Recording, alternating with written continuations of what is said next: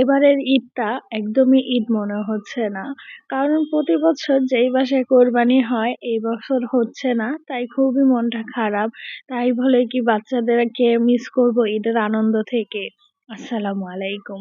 আমি খাদিজা আক্তার শাওন বলছি ঢাকা থেকে। আশা করি যে যেখানে আছেন আলহামদুলিল্লাহ সবাই ভালো আছেন এবং সুস্থ আছেন। আলহামদুলিল্লাহ আপনাদের সবার দোয়ায় আমরাও ভালো আছি এবং সুস্থ আছি। আর এবছর আমার কোরবানির জন্য কারোই কোনো কিছু কেনাকাটা করার মতো ছিল না। কারণ মন মানসিকতা একটুও ভালো ছিল না। তো ভাবলাম যে অন্য বছরের মতো এবছর যদি মেয়েদেরকে কিছু একটা কিনে না দেই তাহলে নিজের কাছেও খারাপ লাগে। আর বিশেষ করে জায়রাটার জন্য কিছু কিনতে হবে। কারণ হচ্ছে জায়রা তো ছোট মানুষ, ও তো অনেক কিছু বুঝে না। ও জানে যে ঈদ মানে নতুন জামা কাপড় পরা, সবার বাসায় মানে খাওয়া দাওয়া হই হুল্লা আনন্দ ফুর্তি, ও তো এটাই জানে। আর হচ্ছে আশেপাশে তো সবাইকে দেখবে তখন তো ও কান্না করবে। আর তার জন্য ভাবলাম যে ওর জন্য কিছু একটা নিয়ে আসি। তো আপনাদের ভাইয়াকে বললাম, আপনাদের ভাইয়াও বললো যাও।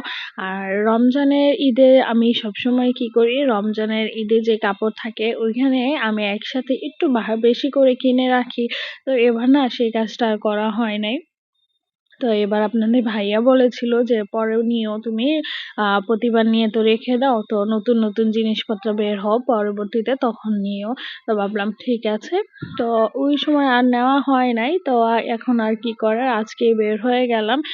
ওর জন্য কিছু একটা নিয়ে আসবো।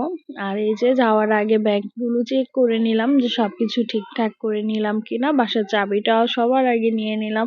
আর এখন বের হয়ে গিয়েছি মৌচাকের জন্য। আর এই যে মৌচাক থেকে ঘুরে সেন্টার পয়েন্টে গিয়েছিলাম। তো ওইখানে ওর জন্য কোনো কিছুই আমার আর পছন্দ হলো না।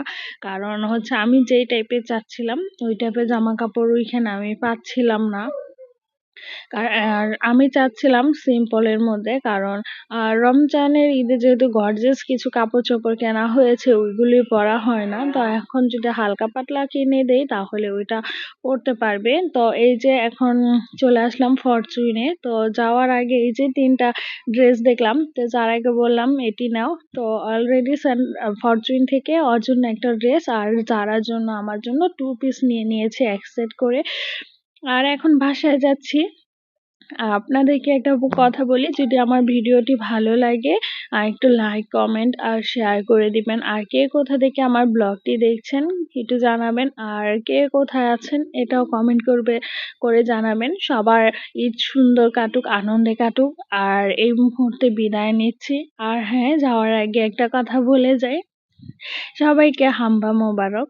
আর সবাই ভালো থাকেন, সবার ফ্যামিলির জন্য সবাই সবার ফ্যামিলি নিয়ে ঈদ আনন্দে কাটুক, সুখে কাটুক এই দোয়া করি। সবাই ভালো থাকবেন, সুস্থ থাকবেন। আল্লাহ হাফেজ। আসসালামু আলাইকুম।